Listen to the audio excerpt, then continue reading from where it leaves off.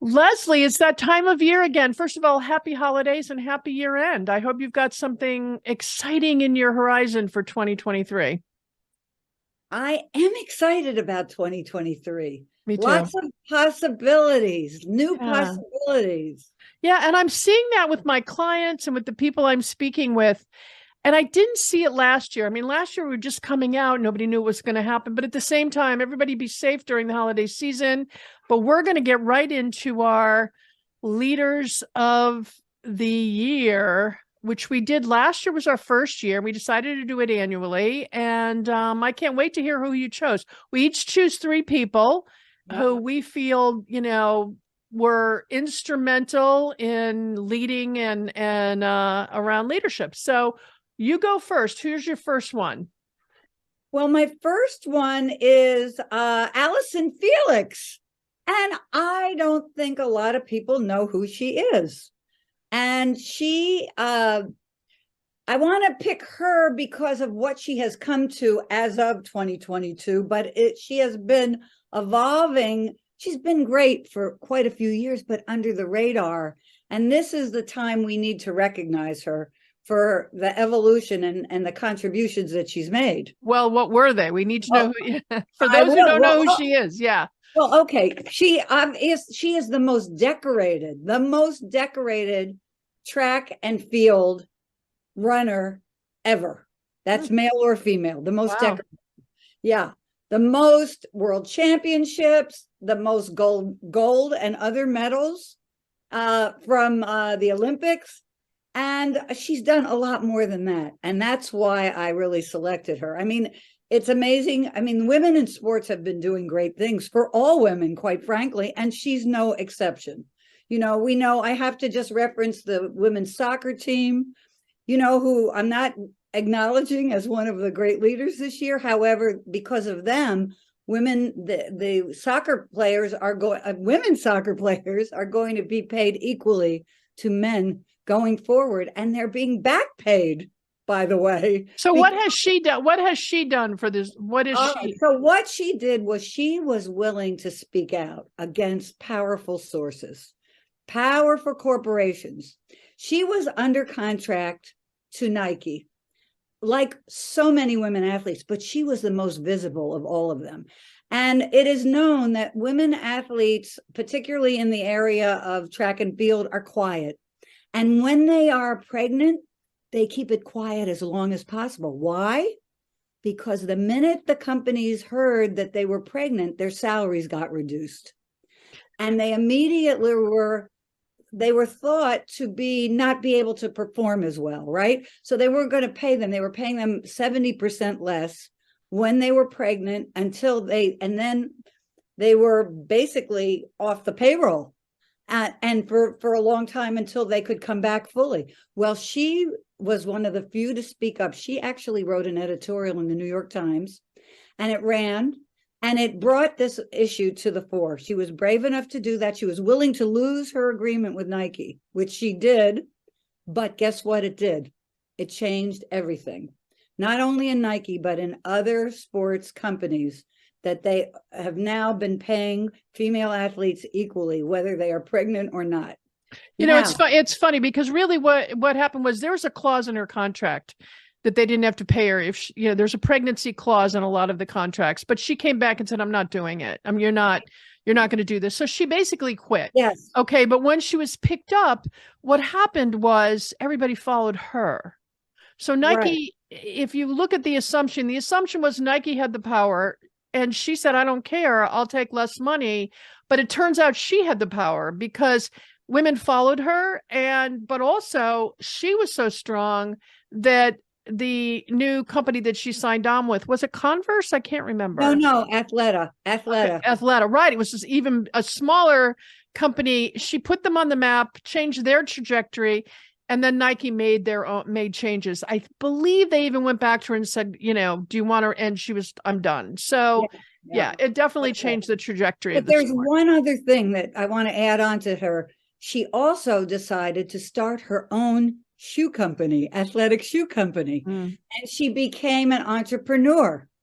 And her brand is Saysh, Saysh, Saysh. As soon as I heard about it, I immediately ordered a pair of her shoes, which are wonderful. And she actually wore them in the last Olympics. And again, won. So, Great choice. I love your choice. Excellent. Yeah, and I'm so proud of her, and it shows that they then courage, right? You know how I love to talk about courage. She had the courage to do this, putting her own career at risk, but she didn't care because she stood up for women in general. Huh. So she's my first choice. She's your first choice. I like that first choice. Yeah. So 300 days ago today, actually, Russia invaded Ukraine. And the United States offered to airlift Zelensky and his family out of Ukraine to the safe haven.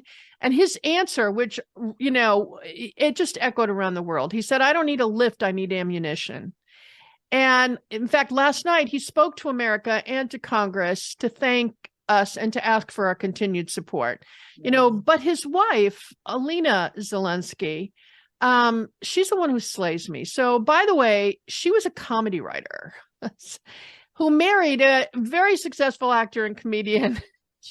This was not the trajectory she decided to put herself onto, but she knows how to turn a phrase, which I think is key in leading, or I think actually I like the word inspiring better than leading. So, she knows how to turn a phrase. So she marries this famous actor and comedian. Now she's risking her life to get out and speak to her countrywomen and to the world.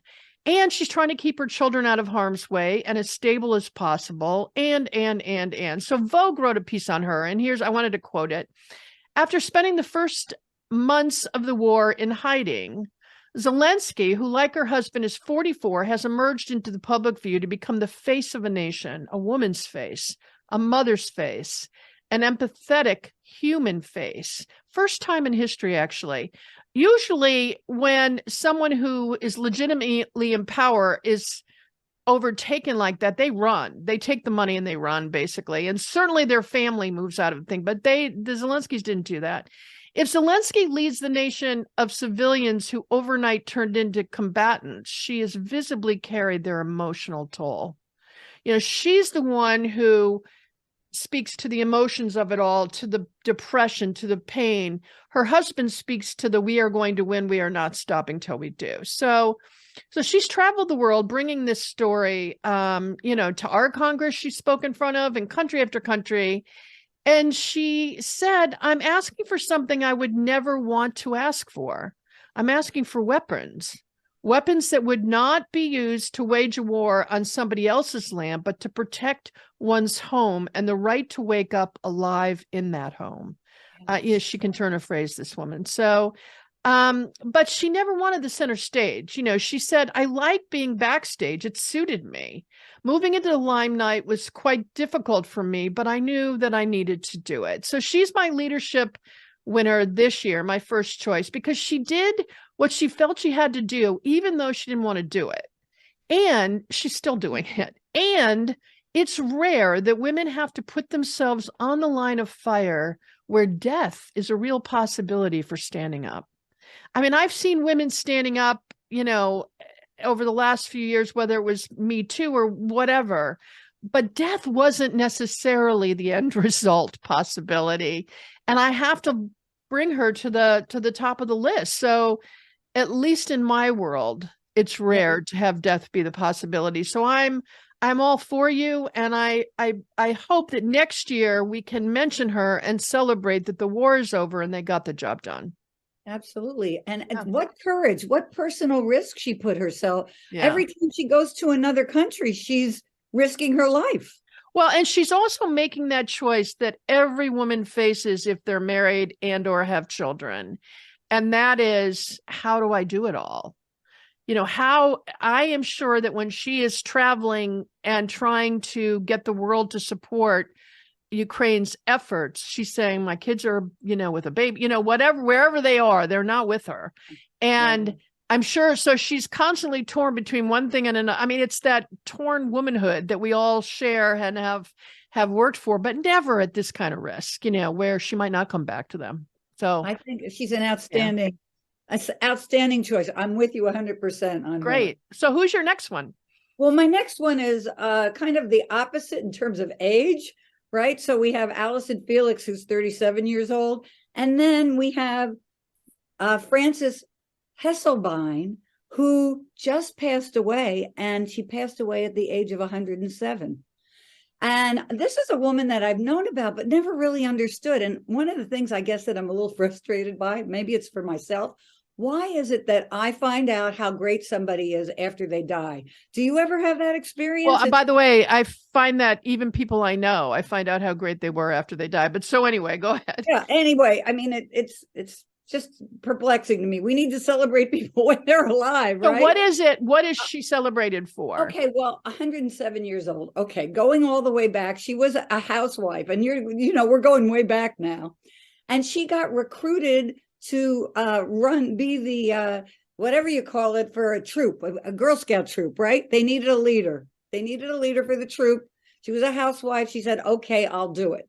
Well, she did it, and she got so involved in it, and she cared so much. And she then, after running the troop, and they saw how great she ran the troop, she actually got a job working for Girl Scouts of America in the national office. And that she started innovating there and adding things. And before you knew it, she became the CEO of Girl Scouts of America. And in that role, she completely turned around the Girl Scouts, who their numbers were going way, way down at the time. And she reinvented the Girl Scouts, which was focused on home economics. And she changed it to be focused on career development for girls. And that's how the whole badge and the new system that they do. The other thing she did was diversity. She reached out into communities where the girls had nothing to bring them together. And she started opening chapters all over the country in communities where they really needed to be supported. She completely reinvented it. She made it into, and so many other things that she did. I won't take the time to do, but you can look them all up. And along the way, she was a reader of the great management guru, Peter Drucker. And she would read all his books and apply what he said. And so one day she had the chance to meet him, and he talked to her, and he thought she was extraordinary. He started advising her in the Girl Scouts, and their relationship began to grow. And before you knew it, as when she finally turned over her leadership role, he brought her in to run the Peter Drucker Leadership Foundation. She wrote many books about leadership, and she is considered one of the great gurus in leadership. And it all started in the Girl Scouts. So, it is to me a very inspiring story. And one of the quotes, if I can find it right here, 2 quotes I want to just close with that she said one was, to serve is to live. But the last one is particularly resonates with me, that leadership is how to be, not how to do. How to be, not how to do. That's such a great quote at a time when I'm trying to define what does leadership mean to me. I like that quote. It's very well. Good for you. I didn't know anything about her. I'm happy to hear a little bit about her. It's great. Yeah. So, all right. So any of you who follow me or my writings or my public speaking, you all know that I'm not a Hillary Clinton fan. In fact, in 2016, with the opportunity to work on the campaign, I turned it down. Until the very end, when I realized, oh my God, how could I not? How is this possible? But at any rate, but I sure am now. This year, I've become a Hillary Clinton fan. So I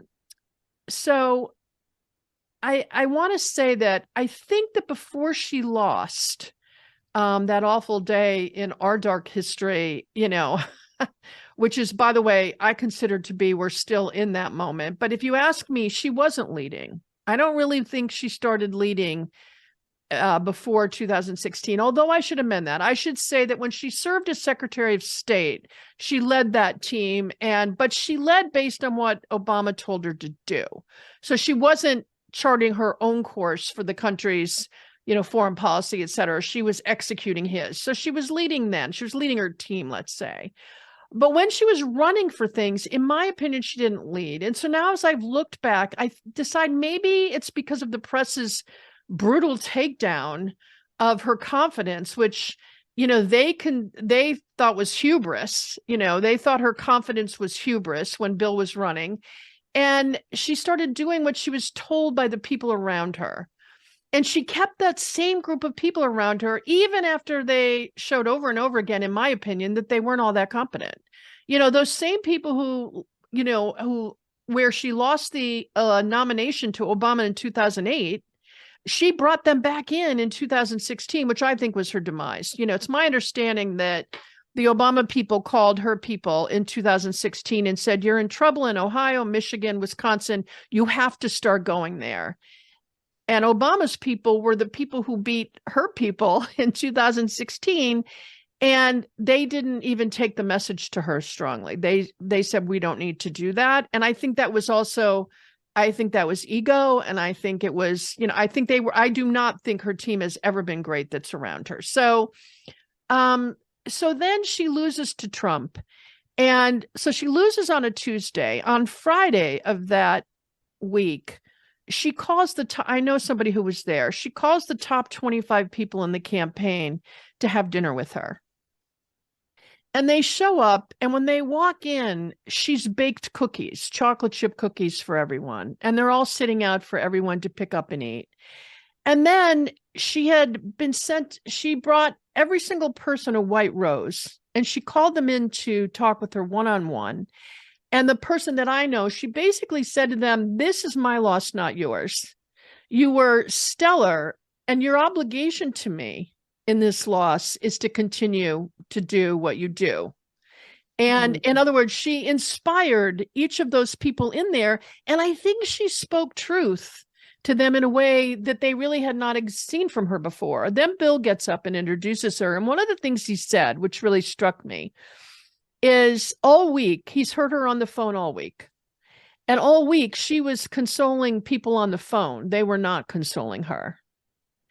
And they were caught crying. She was trying to help them through it. In other words, her giving of that week, when if anybody deserved a week of self-care, was not there. So now, fast forward these 5 years later, she could have just dropped out of sight. Right. But what she did instead was, this is when I think she truly came out as the leader and the person of inspiration to me that she could have been all along. She started speaking her truth, and with an immediacy. So if something happened, if Trump said something or something happened, she spoke to it in that moment. It was clear to me she was not getting advice of whether she should or she shouldn't. But she didn't say, I was right. in other words, she never did that. She just carried the torch for, I love my country and I don't want it to go down in flames. Okay, I follow her on Twitter. I follow her on Instagram. I urge every single person listening to do the same, because what you're going to get is this new insight by her that was so critical. And one of the things I saw her do, which shocked the bejesus out of me, was I saw her interviewed about Bernie. Now, Bernie, by the way, definitely took her down in some ways also. Forget the friggin' emails, Bernie did not help. Okay. So basically what she said is that Bernie, during the campaign with him, against him, really angered her because he'd been in Congress for 30 something years. He'd never passed a bill. Nobody ever wanted to work with him. No one liked Bernie. And here he was with this trajectory that she believed no one would support him. There was only one senator who came out in favor of Bernie, she points out, which, by the way, I hadn't put all that together before her. Okay. And she said, it made me really angry because I think it greatly affected and divided our party. Okay. I didn't think he had a right to be on the platform, is really what she was saying. Those are my words. I don't believe they're hers. But she gave the case for why she was angry. And I thought to myself, wow, too bad she didn't say that. Too bad she didn't look across from him back then. And I would have advised her to do that and say, you've never passed a bill. Why do you think you can lead the American public and Congress and the Senate and the world in America? What makes you think you can do that? You've never done anything. What have you done? And so, and then I thought, gosh, I wish she had done that earlier. I wish she had spoken her mind earlier, but I think she was constantly advised, you can't do that. You're going to be an angry woman. And if she had said, I don't care, it's my truth, which is what the Me Too people, which is what all these people started doing.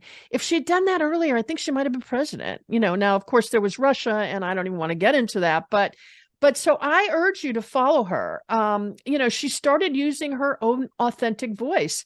The other thing is she's got a great program on Netflix that she did with Chelsea, where she goes and they're interviewing these women, incredible women, but women you're not going to see on the front page of the New York Times. So, and she's so unscripted. And we see a piece of her. I've heard about her humor. I had dinner with Bill and Hillary in the early 90s. I had a number of spaces where I saw her interact. I never saw Hillary. I saw her more on the Netflix thing than I did when I met in her presence, right? So I feel like watch the Netflix series and let's look for her and turn to her more as one of the great stateswomen of our country. And I think she deserves to be on the pedestal that I didn't give her before. So follow her on Instagram, follow her on Twitter. And Hillary, I admire your voice now that you've given me the ability to hear it.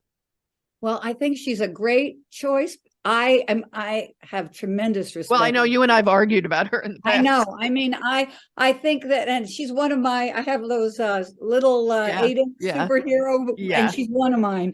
And I did have the opportunity to know her during the Clinton campaign. And from my perspective back then, I had great admiration and respect for her, everything she did. But let me just say this one thing about it. What you're describing, what happened to Hillary, or she allowed to happen to her, is exactly what has happened to women for so long, feeling that they cannot be who they are. They go back to that polite stuff. I picture Trump running after her when they were doing the debate, right? Stalking her on the field and her not being able to speak up on her own behalf. But, women today are even still criticized when they speak up. And and I'm going to talk about somebody in government also who is controversial as well. Yeah, but here's the thing. The first two women you mentioned had the courage to stand up against what Hillary did not stand up against. In other words, Hillary allowed them to take away her voice. Yes. And I will say that I was in a relationship once, and somebody very close to me in my immediate family said, he's taking away your voice. I don't want to see that happen, And it took me a while, but I heard that and I got out. But the point is, she can't lead if she lets other people lead her from what she wants to say, which is what she did for 25 years. And I think it cost her. I think it cost her, being the first president of the United States. But anyway, so who's the political one you have to come into? Well, I mean, and the challenge is my political one is Nancy Pelosi. I mean, Nancy Pelosi is my hero. And he wasn't before. I really was not aware of the power of her. Again, fortunately, she is still alive and still very active, but she has done some extraordinary things this past year, which I'll point out. But we go back, and I think it's important to remind people and our listeners that she was 47 years old when she ran for office for the first time, when her youngest child went off to college. So women, new careers start at all times. It doesn't matter when, right? She went to Congress. She eventually, because she was, number one, a good fundraiser, a really great fundraiser, actually, and a great negotiator, talker, conversationalist, listener, and knew how to talk to people and get them to listen to her, she rose up within the party. And she was respected. She was the first woman to be respected at the level that she was in government, to become the minority leader in 2002, and then, of course, the majority leader, and be out of that, and then get reelected again. I mean, for a woman, that's extraordinary, right? And now what she has done, and most recently, she's done so many. She was the leader in so many things. I should mentioned she took the lead on LGBT rights and the AIDS crisis back when they were very unpopular. I mean, she was an architect behind the 1994 assault weapons ban. These are things that we don't even remember, right? She what else? I mean, I can just go through the list. She convinced Obama. It is said that she convinced Obama to move forward with healthcare reform when it all seemed lost in 2009. She was the one that said, I'm going to help you. I'm going to get it through. And she did. So, and then most recently, she clashed with President Trump, former President Trump, while he was in office. And confrontations were not only tense, but they were televised, where she spoke up to him in his office, and everybody for the world to see. There's a famous photograph of her being the only woman in the room at a meeting where she stood up and spoke directly to him. She is known for really being a voice that stood up against that fearlessly. So she has really been extraordinary. She's had courage and shown confidence, courage, executive presence, all the tenets that we talk about at Her Circle Leadership of great leadership have been part of Nancy Pelosi all these years. And then she also now has known when it's time to step down and say, now it's time for me to turn over the leadership to the next generation. And she stood up to people within her own party, not just outside her party. So I think that she is a great leader, and I loved watching her documentary. I don't know if you had a chance to watch it yet. I did watch it, yeah. Yeah, and I think that is very behind the scenes, where you see her in her pajamas on the phone, in her kitchen on the phone, and her daughter, who of course is a documentary maker who made this documentary, which is how she had access to her behind the scenes, really kept saying, you're a hard nut to crack. You're a hard nut to crack. It was obvious that her daughter, and I believe she's her oldest daughter, was trying to break through. And Nancy has like this veneer that apparently is what she carried through her. It's like a armor everywhere. And she even heard grandchildren were with her at many of these things, which is really kind of cool to see. So she is my next and my third choice for the year. Not a surprise choice coming from you. Absolutely. It's interesting to me because I've been looking at a lot of the lists of the great women of 2022, Forbes, all these, and she's never on anybody's list. And that's interesting to me. And I've often wondered why. Like, she's just not, she's a very powerful woman, but I don't think people, I just think that's an interesting point of reference, but anyway, I wish her well. And I think, I think that what happened with her husband certainly shook the ground that she walks on. And, I have nothing bad to say. I just hope that she can enjoy her life, whatever's there. I agree. And I think that one thing I just want to point out, I think for women in public service, where they're highly visible, the pressure is on to be criticized about everything they do, more so than a woman like Allison Felix is not going to be criticized in the media, and you look at Kamala Harris, she's criticized for first female vice president. The first is always going to be highly criticized for everything. Well, we shouldn't go there, because when Kamala is concerned, I think she should be criticized, So, I think we have to be very careful to say, maybe it's not the first woman to everything, but maybe in some cases there's, a critique to be made, but I don't think a lot of people, Pelosi, when she did things like rip up Trump's speech, I did not think that was appropriate. I don't think. See, here's where we disagree. Yeah, we do. Yeah. I think it wasn't appropriate. You're right. It was not appropriate. It was incredibly sending a strong message, and it wasn't appropriate, but it took tremendous courage. She felt it so deeply. I think she couldn't help herself. Well, that may be so, but she isn't there as herself. She's there as the, the highest ranking person who's overseeing that event.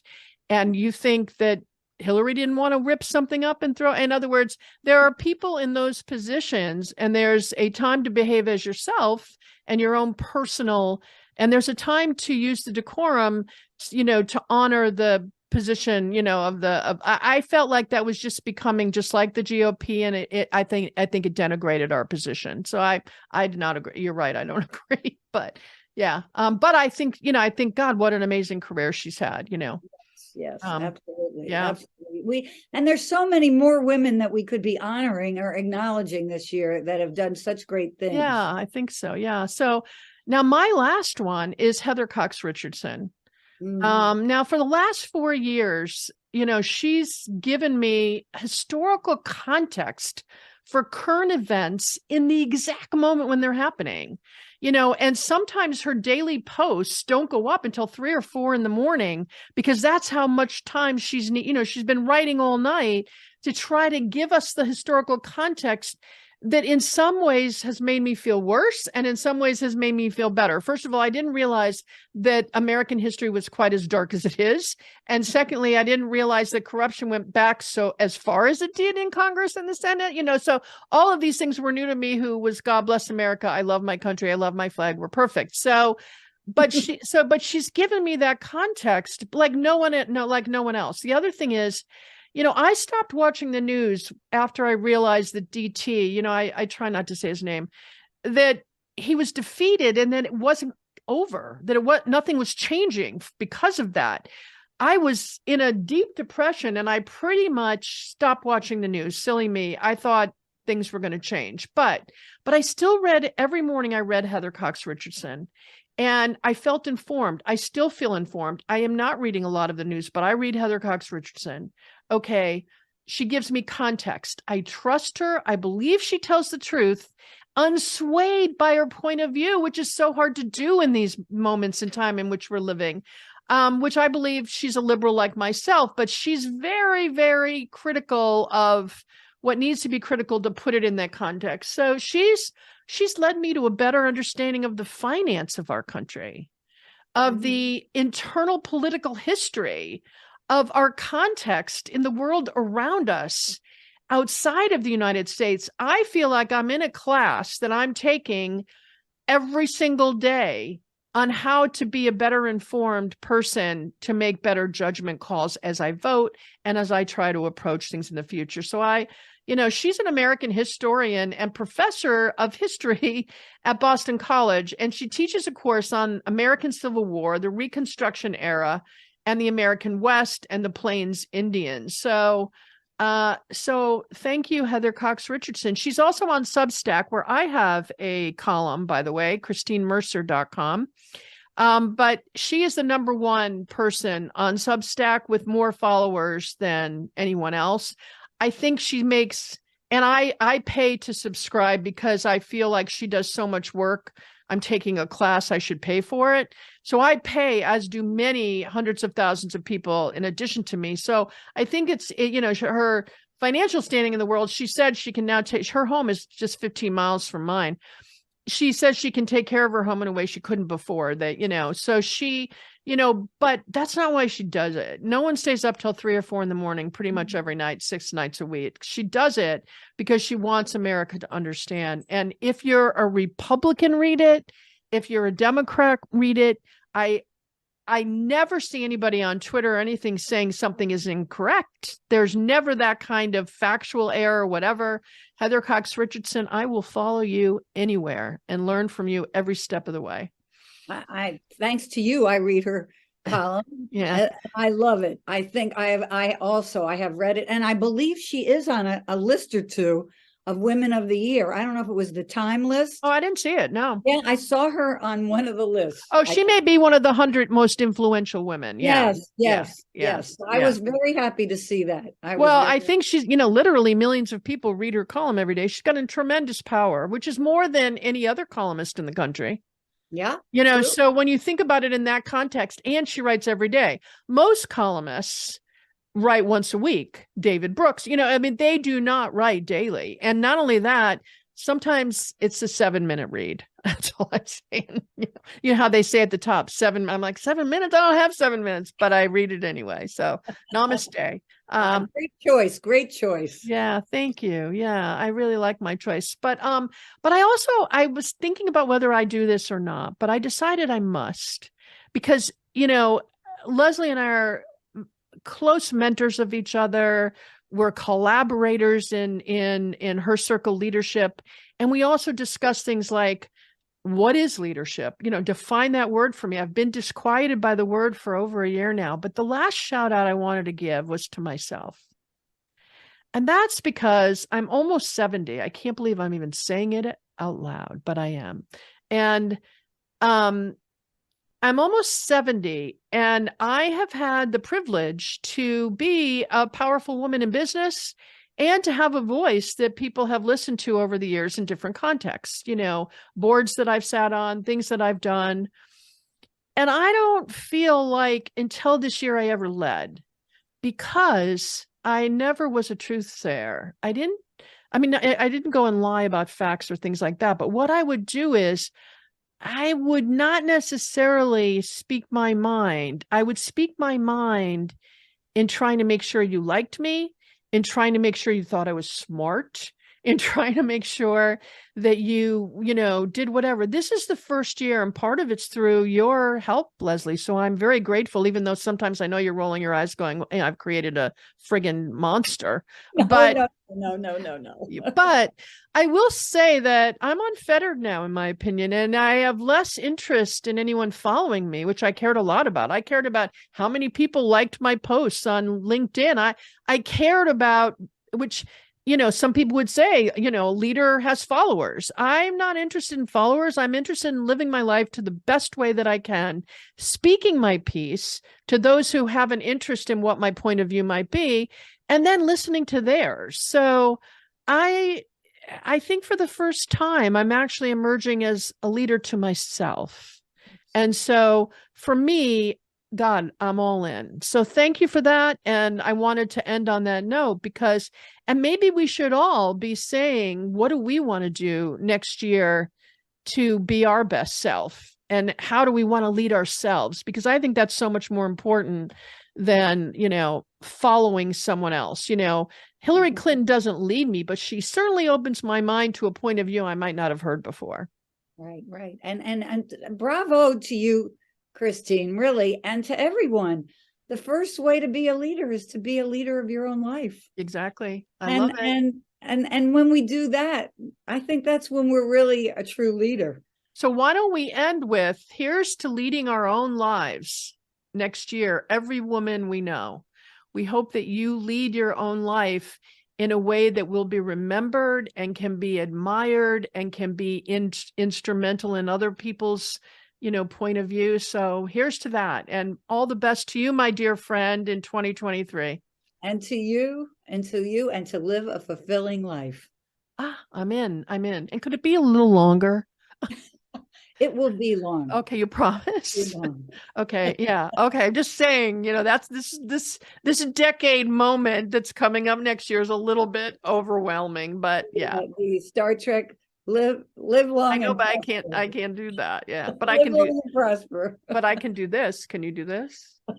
I'm double jointed in my fingers, everyone. So enjoy the holidays, and here's to 2023.